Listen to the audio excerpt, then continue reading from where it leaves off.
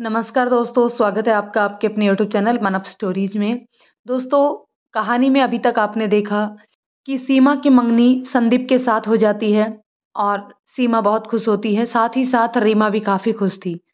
जानते हैं आगे की स्टोरी का नाम है नसीबों का लिखा क्या गजब होता है।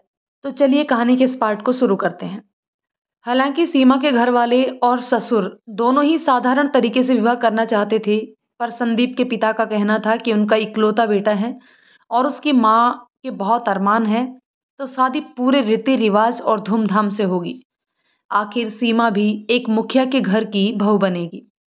दुनिया देखे कि हम अपने बेटे की कैसे शादी करते हैं। संदीप के पिता जीवन सिंह गांव के मुखिया थे, राजनीतिक पार्टी से जुड़े हुए थे। बहुत से बड़े लोगों से उनका मिलना जुलना उठना बैठना था। उनका इस तरह की बात करना लाजमी था। अतः सीमा के पिता कमल ने उसके इस आग्रह को मान लिया और सभी शादी की तैयारियों में जुट गए। देवेश को जब पता लगा कि भाभी की शादी तय हो गई है, एक बार को तो उसको थोड़ा सा बुरा भी लगा कि उसकी भाभी और करण भाई की पत्नी अब किसी और की पत्नी बनकर चली जाएगी। लेकिन भाभी और रागिनी के भविष्य को लेकर वह प्रसन्न हुआ। रीमा का व्यवहार वह देख ही चुका था। सीमा ने उससे कभी कुछ नहीं कहा, पर ऐसा नहीं था कि वह समझता नहीं था। संदीप से वह मिल ही चुका था। इतना पढ़ा लिखा लड़का और जो प्यार भी करता है, उसे अपनी भाभी और भतीजी का भविष्य सुरक्षित लगा। वह एक तरह से वह भी शादी को तय होने से संतुष्ट हुआ। रीमा भी मायके आ गई थी और वह बड़ी खुश प्रतीत हो रही थी। अब यह बहन के प्रति खुशी थी कि उसका जीवन फिर से संवर रहा है, या ससुराल में अपने एक छत्र राज का सुख, यह तो वही जाने। पर खुशी खुशी सारे काम वो कर रही थी और बढ़ चढ़ के सभी रस्मों में हिस्सा भी ले रही थी। इस बीच एक बार रोशन जी ने डोली अपने घर से उठाने की बात की। वह चाहते थे कि वह सीमा को अपनी बेटी की तरह विदा करे, पर कमल जी का कहना था कि सीमा हमेशा उनकी बहू की तरह ही रहेगी और रागनी आपकी पोती। फिर वहाँ व्यवस्था करने को कोई बड़ा भी नहीं है और रीमा की गोद में छोटा बच्चा है, तो गांव में ही शादी करना उचित होगा। हालात को देखते हुए रोशन जी ने भी कमल की बात मान ही ली। गांव में जब सबको इस शादी के बारे में पता लगा, तो जहाँ कुछ लोग बधाई देने दोनों घरों में आने लगे, तो कुछ तरह तरह की बातें भी बनाने लगे। कोई कहता लड़की की शादी का फैसला अच्छा है, तो कोई कहता मुखिया ने क्या सोचकर इस रिश्ते पर हाँ कर दी। संदीप के लिए तो एक से बढ़कर एक रिश्ता मिल जाता। कोई उनकी इस दरियादिली और महानता का गुणगान करता, तो कोई विरोधी राजनीतिक फायदे की बात करता। जितने मुंह उतनी बातें। संदीप सीमा को पहले से पसंद करता था, ये जानकर कुछ लोग अफवाहें भी फैलाने लगे। हालांकि करण सीमा की यादों में था, लेकिन रागिनी के लिए संदीप से संबंध सीमा ने अपनी सहमति से ही स्वीकार किया था।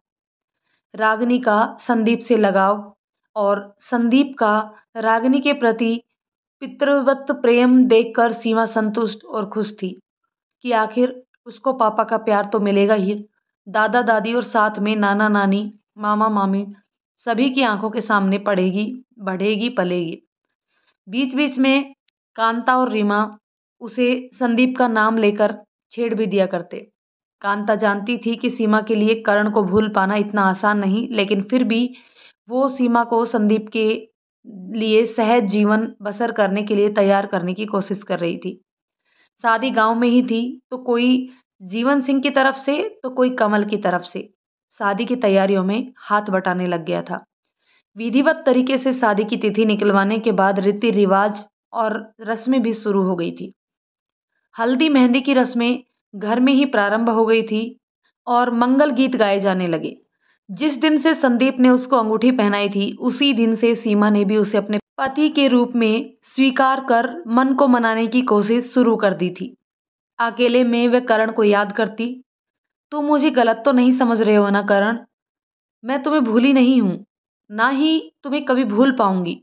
लेकिन हमारी बच्ची के लिए, उसके भविष्य के लिए और साथ ही साथ सभी बड़ों का फैसला मुझे मानना पड़ा। मैं जानती हूँ तुम जहाँ भी हो ये देखकर खुश होोगे, नाराज नहीं होोगे। मुझे एहसास है कि जहाँ भी हो सब समझ रहे हो।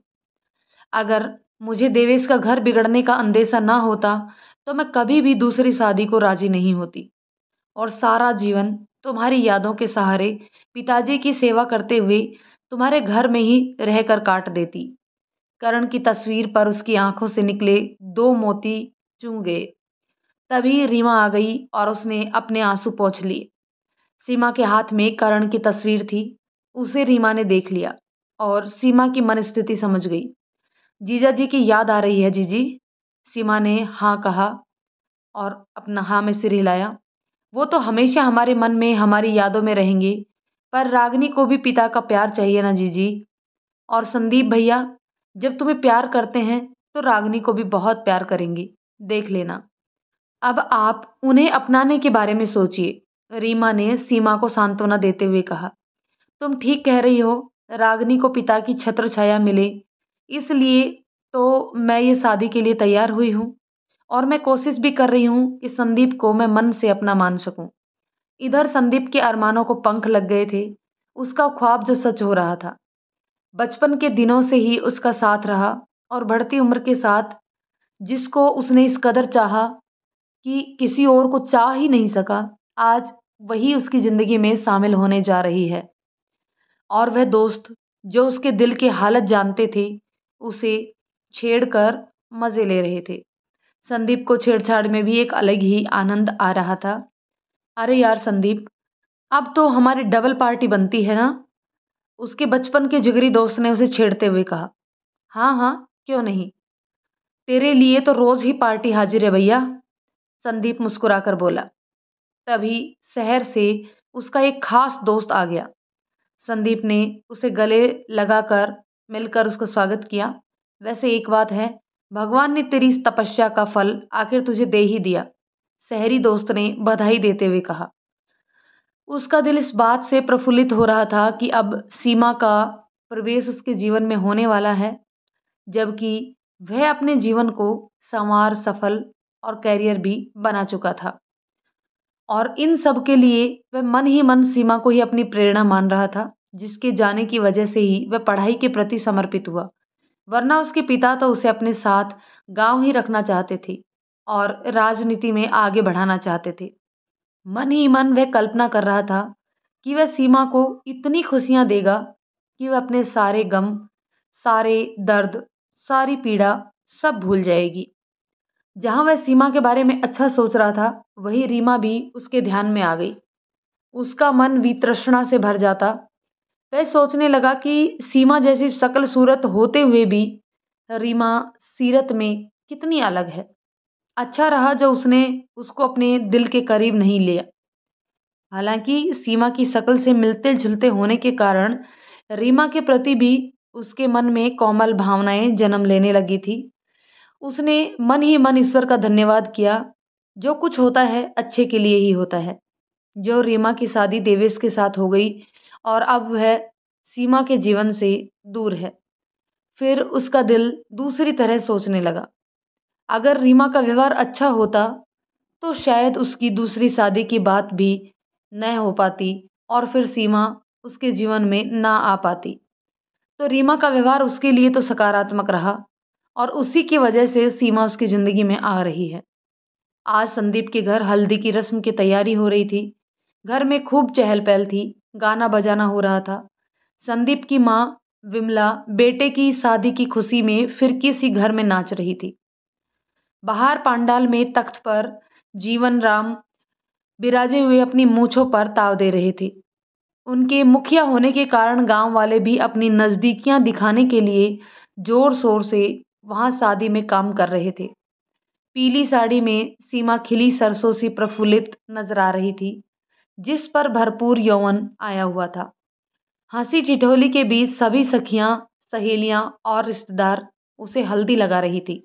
आंगन में ढोलक की थाप पर बन्नियां गाई जा रही थी और छोटी सी रागनी अपने नन्हे नन्हे पैरों से छम छम पायल बजाते हुए नाच रही थी। वास्तव में हमारी भारतीय संस्कृति में हमारे पूर्वजों ने जो रीति रिवाज परंपराएं बनाई हैं, उनके पीछे कोई ना कोई वैज्ञानिक व्यवहारिक कारण होता ही है। इस तरह की रस्में व्यक्ति को अपने आने वाले जीवन के लिए तैयार कर बहुत ही सहज बना देती हैं। रस्में निभाते हुए दो अजनबी एक दूसरे के लिए अजनबी नहीं रहते, एक दूसरे के साथ नाम जुड़ते ही मन से अपनाने लगते हैं। संदीप के नाम की हल्दी लगते समय सीमा का ध्यान संदीप पर चला गया। संदीप के साथ उसकी शादी हो रही थी, जिसे बचपन से उसने देखा, जाना और समझा था। लेकिन तब उसे पता नहीं था कि वह उसे प्यार भी करता है। सच तो यह है, जिस उम्र में उसकी शादी हो गई, उस उम्र में प्यार, मोहब्बत, शादी इनके बारे में ज़्यादा जानकारी भी उसको नहीं थी। और जिससे शादी हुई, समय के साथ धीरे धीरे उसी के साथ उसको प्यार हो गया और साथ रहते परिपक्व भी। लेकिन अब उसकी ज़िंदगी की नई शुरुआत थी और इस विवाह में वह बहुत सारी दुख भरी यादों को भुलाकर अपनी बेटी की ज़िंदगी सुखमय बनाना चाहती थी। शायद संदीप के साथ शादी होना उसके भाग्य में लिखा था, वरना अब तक तो संदीप की शादी होकर बच्चे भी हो गए होते। मुखिया जी और संदीप की मां का आसानी से मान जाना किसी सुखद स्वप्न से कम न था। संदीप उसकी बेटी से भी प्यार करता है और उसके माता पिता ने भी कोई ऐतराज नहीं जताया। इस बात ने सीमा के मन में उनके प्रति हुए आदर सम्मान का भाव भर दिया। पिछले कुछ सालों में जो भी दर्द पीड़ा उसने सहन की थी, वह उसके चेहरे और आंखों पर अपने निशान छोड़ गई थी। लेकिन धीरे धीरे भविष्य में सुखों की आहट से फिर से उसके चेहरे पर रंग आने लगा था। सीमा के दोनों भाई देवेश, कमल और कुछ रिश्तेदार बारातियों के स्वागत के लिए तैयारियों में जुटे हुए थे। मुखिया के रिश्तेदार और राजनीतिक लोग बारात में आने वाले थे, तो स्वागत सत्कार भी शानदार होना चाहिए था। सारी व्यवस्था देखकर रोशन जी संतुष्ट थे। अगले दिन सुबह सुबह सीमा के लिए संदीप के घर से मेहंदी भी आ गई और रेखा और रीमा ने मिलकर सीमा के दोनों हाथों पर मेहंदी लगाने लगी। रेखा ने सीमा की हथेली पर दिल बनाकर उसमें संदीप का नाम लिख दिया। देखना जीजा जीजी बहुत गहरी मेहंदी रचेगी। संदीप जी आपसे जितना गहरा प्यार करते हैं, उतनी ही मेहंदी का रंग आएगा। रेखा ने बड़े मनोयोग से सीमा के हाथ में मेहंदी लगाते हुए कहा, सही कह रही हो भाभी, बचपन का प्यार है संदीप भैया, मतलब जीजा जी। गलती सुधारते हुए रीना ने खुशी जाहिर की। कांता दूर से रजनी को बलिहारी जाने वाली निगाहों से देख रही थी। अभी कुछ दिन पहले कितनी चिंतित थी और आज उसकी बेटी का जीवन फिर से संवर रहा था और ऊपर से हर पल उसकी आंखों के आगे ही रहेगी।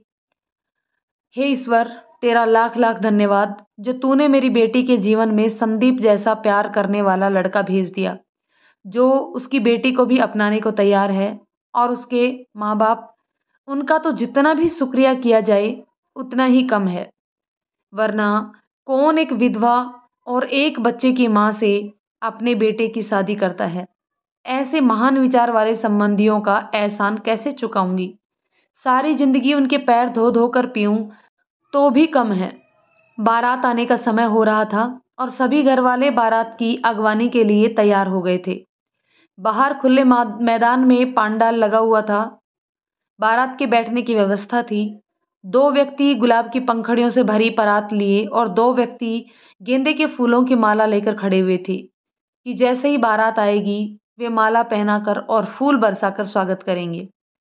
हर्षोल्लास का वातावरण चारों ओर छा रहा था। सीमा की बारात आने वाली है। सीमा को रेखा और रीमा ने सजा संवरा दिया और वह बहुत ही खूबसूरत लग रही है। आज फिर सीमा 4 साल पुरानी सीमा लग रही थी, जो करण के होते हुए खुशियों से भरपूर चेहरे पर नूर लिए हुए थी। रेखा रीमा ने मिलकर सीमा को खूबसूरत गहरे गुलाबी रंग की साड़ी में तैयार करके बैठा दिया था। इतने सालों बाद सुंदर कपड़े और श्रृंगार ने उसके चेहरे की सुंदरता को 100 गुना बढ़ा दिया था। काजल से मृगनयनी सी आंखें और कजरारी हो गई थी। नगों वाली गोल लाल बिंदिया माथे पर चांद से लसकारे मार रही थी। गुलाब की पंखुड़ी से होठ जैसे रस से भर गए थे। नाक से लटकती नथनी का लाल मोती बार बार उसके अधर का पान कर रहा था। सरमो हया से गाल खुद ब खुद सुर्ख हो रहे थे। बालों की चोटी बनाकर रेखा ने उन्हें गजरों से सजा दिया था। सभी रिश्तेदार सीमा के भाग्य की सराहना कर रहे थे। इतना प्यार करने वाला वर, जिसने उसके कारण शादी ही नहीं की थी, ऊपर से डॉक्टर, गांव के मुखिया का इकलौता बेटा। सच में ढूंढने से भी ऐसा घर वर ना मिलता। और कुछ मुखिया और उसकी पत्नी की तारीफ करने लगे। बहुत बड़ा दिल चाहिए एक विधवा और एक बच्चे की माँ को अपनाने के लिए। इन सबसे अलग सबसे ज्यादा खुश थी नन्ही रागिनी। बचपन से उसने अपने पापा को नहीं देखा था और अब उसे पता लगा था कि उसके भी पापा हैं और उसके पापा मम्मी से शादी कर रहे हैं। वह खुशी खुशी सारे घर में यहाँ से वहाँ तितली सी शादी की रौनक देख रही थी और चिड़िया सी चहक रही थी। उसको खुश और उत्साहित देख सीमा को अपना फैसला सही लग रहा था और सभी घरवाले भी उसे प्रसन्न देख हार्दिक खुशी महसूस कर रहे थे। सगाई से शादी के बीच कई बार संदीप उससे आकर मिला और उसे अपने घर भी ले गया और दोनों ही कुछ दिनों में यूं घुल मिल गए कि लगता ही नहीं था कि वह संदीप की अपनी बेटी नहीं है। और रागिनी भी अब उसको पापा बुलाने लगी थी। आज सीमा को इतना सजा संवरा देख रागिनी माँ को एकटक देखने लगी। मम्मा, आपकी कितनी सुंदर लग रही हो। आप बहुत ही सुंदर हो, बहुत बहुत बहुत ज़्यादा। उसने अपने हाथों को फैलाते हुए सीमा से कहा। सीमा ने रागिनी की मासूमियत पर हंसते हुए कहा, सच? हाँ, बिल्कुल सच। जब पापा आपको देखेंगे ना, देखना वह भी आपकी तारीफ करेंगे। आप बिल्कुल परी लग रही हो, माँ रागिनी की परी।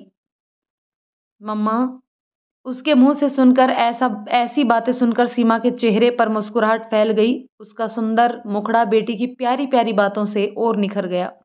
उसने रागिनी को अपनी गोद में खींच लिया। मेरी परी तो तुम हो, सबसे प्यारी, सबसे सुंदर। सीमा के हृदय में वात्सल्य भाव उमड़ आया। मम्मा, आप पहले ऐसे क्यों नहीं सजती थी? अचानक रागिनी ने सोचने की मुद्रा बनाते हुए मासूम सा सवाल पूछ लिया। अचानक से रागिनी का ये सवाल उसे विचलित कर गया, पर उसने अंदर के भावों को दबा लिया और उसको चूमते हुए कहा, क्योंकि तब तुम्हारे पापा साथ नहीं थे ना, तो किसके लिए सजती? सीमा ने उसे बहलाया। ओह, तो अब आप रोज रोज ऐसे ही रहोगी ना, सुंदर सुंदर? हाँ। सीमा ने उसके बाहों में कसते हुए मन ही मन ईश्वर को मनाया कि अब की उसका सिंदूर सदा बना रहे, ईश्वर की कृपा दृष्टि बनी रहे। उसकी बेटी भी आज कितनी खुश है। अपनी बेटी की खुशी के लिए तो वह कुछ भी कर सकती है। अभी तक कर्ण की जिम्मेदारी भी तो उसे ही निभानी थी और अब आगे से संदीप ही निभाएगा।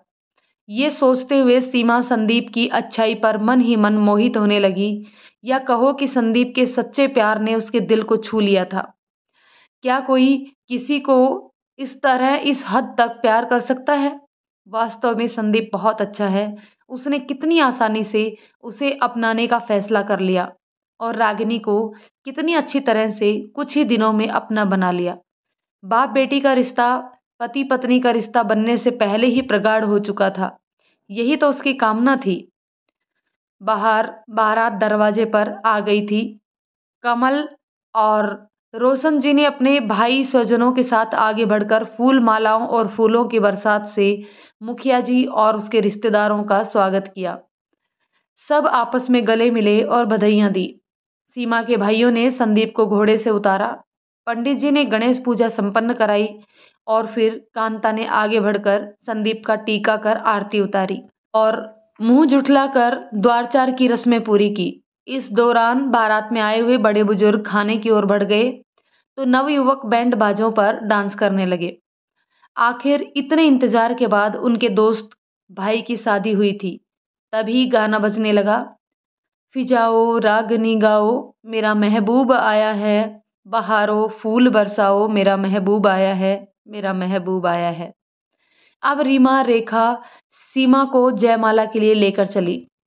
सीमा अपने जीवन में आगे बढ़ने के लिए चल पड़ी।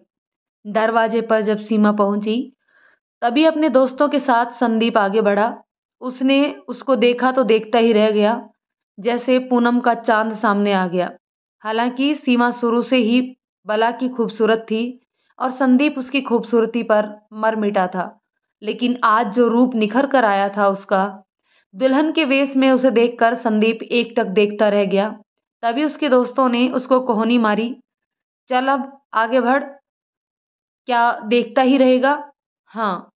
ओ, संदीप को जैसे होश आया। सब लोग उसकी इस दीवानगी पर हंसने लगे। रेखा ने सीमा को छेड़ा, देखा, संदीप जी का अभी से ये हाल है, नजर ही नहीं हट रही आपसे, आगे क्या होगा। रीमा ने तुक मिलाई, अल्लाह जाने क्या होगा आगे, ओ मौला जाने क्या होगा आगे। सीमा शर्मा कर रह गई और उसने पलकें झुका ली। रेखा ने सीमा के हाथ में माला पकड़ा दी। दोस्तों ने काफी शोर मचाया, तन कर खड़ा हो जा, तन कर खड़ा हो जा, लेकिन संदीप उनकी बातों में नहीं आया और उसने सिर झुकाकर सीमा का स्वागत रूपी वरमाला को स्वीकार किया और सीमा ने आगे आकर संदीप के गले में माला डाल दी। तालियों और राधा रानी के जयकारों से वातावरण गूंज रहा था। बोलो राधा रानी की जय, बोलो बरसाने वाली की जय। दोस्तों सहेलियों ने गुलाब की पंखुड़ियों से उन पर अपनी शुभकामनाओं की बारिश की। अब संदीप ने प्यार भरी नजरों से देखते हुए सीमा के गले में आहिस्ता से माला डाल दी। फिर से महिला रिश्तेदार और जानने वाली सीमा के भाग्य की सराहना कर रही थी। इतना प्यार करने वाला वर, जिसने उसके कारण शादी ही नहीं की थी, और डॉक्टर लड़का ढूंढने से भी ना मिलता। और कुछ मुखिया और उसकी पत्नी की तारीफ करने लगे। हंसी खुशी जयमाला, फोटो और खाने पीने आदि का कार्यक्रम संपन्न हुआ। बीच बीच में रागिनी कभी सीमा की गोदी में तो कभी संदीप की गोद में हंसती खिलखिलाती घूम रही थी। उसे तो जैसे सारी दुनिया की खुशियां मिल गई थी। कहा भी जाता है कि नन्ही बेटियों के लिए पापा ही उनकी दुनिया होते हैं। इसके बाद सीमा सखी सहेलियों के साथ अंदर चली गई और संदीप मंडप के नीचे, जहां फेरों की तैयारियां हो रही थी। जैसे ही संदीप मंडप के नीचे पहुंचा, भागती हुई रागनी आ गई और पापा से लिपट गई। संदीप ने उसे गोद में उठा लिया। वह ध्यान से संदीप को देखने लगी। आप भी बहुत सुंदर लग रहे हो पापा, बहुत बहुत बहुत। सच में? कितना सुंदर? संदीप ने उसके मस्तक को चूमते हुए कहा। इतना सुंदर, उसने अपने दोनों हाथ फैलाते हुए कहा। और मम्मा भी। उसकी प्यार भरी बातें सुनकर सभी मुस्कुराने लगे और संदीप ने उसे गोद में बिठा लिया। प्रारंभिक पूजा पाठ के बाद सीमा को फेरों के लिए बुलाया गया। तब तक रागनी थक कर सो चुकी थी। दोस्तों, मिलते हैं कहानी के नेक्स्ट पार्ट में। तब तक कहानी कैसी लगी कमेंट करके ज़रूर बताइएगा। यदि कहानी पसंद आती है तो लाइक शेयर करें। यदि चैनल पर नए हैं तो प्लीज़ चैनल को सब्सक्राइब करके बेल आइकन को क्लिक कर लें। धन्यवाद दोस्तों।